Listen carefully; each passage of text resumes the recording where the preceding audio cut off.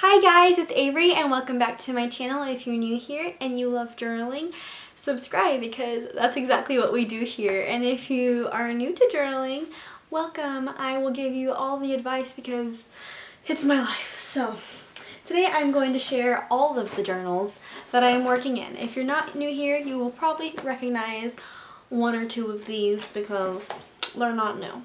But this is an updated journals I'm currently working in, and these are probably going to be quite steady throughout the new year. And of course there are other journals that I'm kind of working on that I'm not including, like the photo albums that I have and the more artsy journals, and I have a doodle sketchbook. So if you've been following me, then you know that I kind of have a new, more minimalistic style. There is still that crazy artsy collage-y paper glue girl in me, and I will still be making those types of journal with me videos, but the ones that I'm going to be using throughout the year are going to be simple to use, basic for me, my minimalistic style, because these are going to be the ones that help me survive through the year.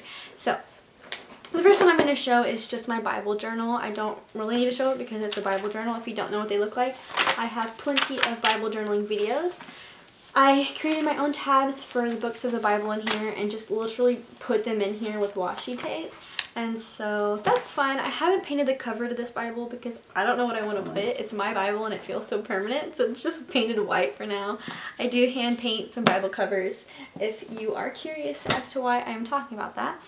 And then another one that I'm not really going to look into is my planner. This is a journal, I guess. I consider it a journal. I did a whole plan with me for the New Year video about this one. You can check that one out. And now into the journals that are in the new year. So the first one I'm going to talk about is one that you've already seen before if you've been following me. If you haven't, then here's a journal that I started at the beginning of 2017.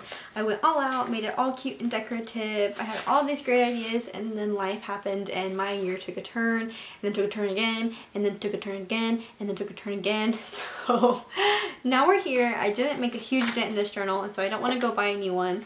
I'm going to continue it. It's cute. It's functional. I'm not keeping up with the cute and artsy thing in here anymore. I'm literally just using this journal for ideas for Snazzy Avery. So everything that encompasses that, my Etsy, my YouTube, my Instagram, all of my ideas, I put it in here. I write it down, scribble it really quick. I even have like workout plans in here, food stuff. So like literally this is just like ideas that come when I need to flow them out.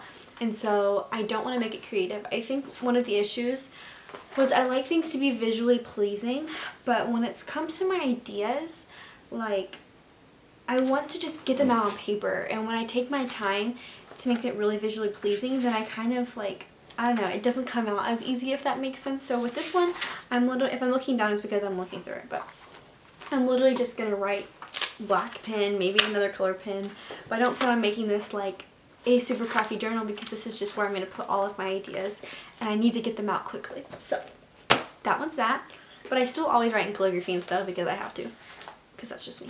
And then the next journal I'm going to talk about is this black one.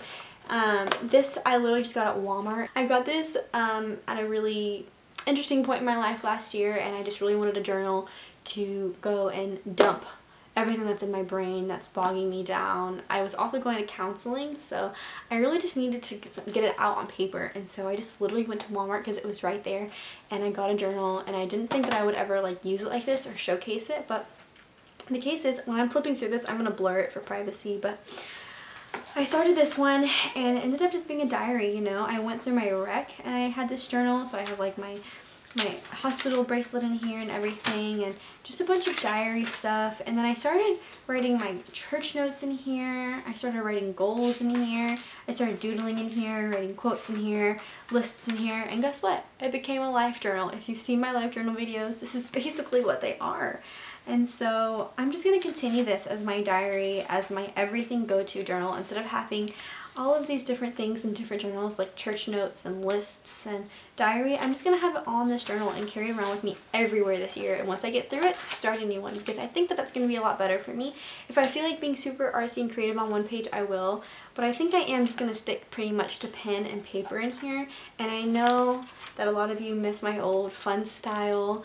I will continue to do that, I promise. And another journal that I'm going to make more of an art journal rather than the journal that I really need for me to function throughout the year, rather than, I think one of my problems was every time I journaled, I needed to make it YouTube and Instagram worthy, and that took away from why I was journaling. Even though I enjoy the artsy aspect of it, it's kind of hard to explain, but this one is for me. It's still going to be cute to me, like I'm still going to be writing pretty and everything, but it's not going to be, the focus isn't going to be to make it aesthetically pleasing, but there is going to be a journal where the art is the therapy, so I will still use quotes and everything that I want to put in there, but make it artsy. So there's like 2 different functions, and I can't put everything in one.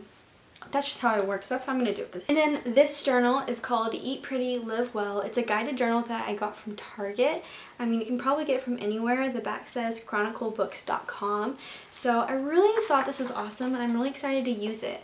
So in the very back of this journal, it has a daily food journal section, so you can keep track of what you've eaten and how it makes you feel. And I'm really excited to do this as I'm going to start eating healthier things, because what works for some people is not going to work for other people. Every single body is different. So like a lot of people in my family have celiac disease or are gluten intolerant, and so I don't feel like I am, but also do I know?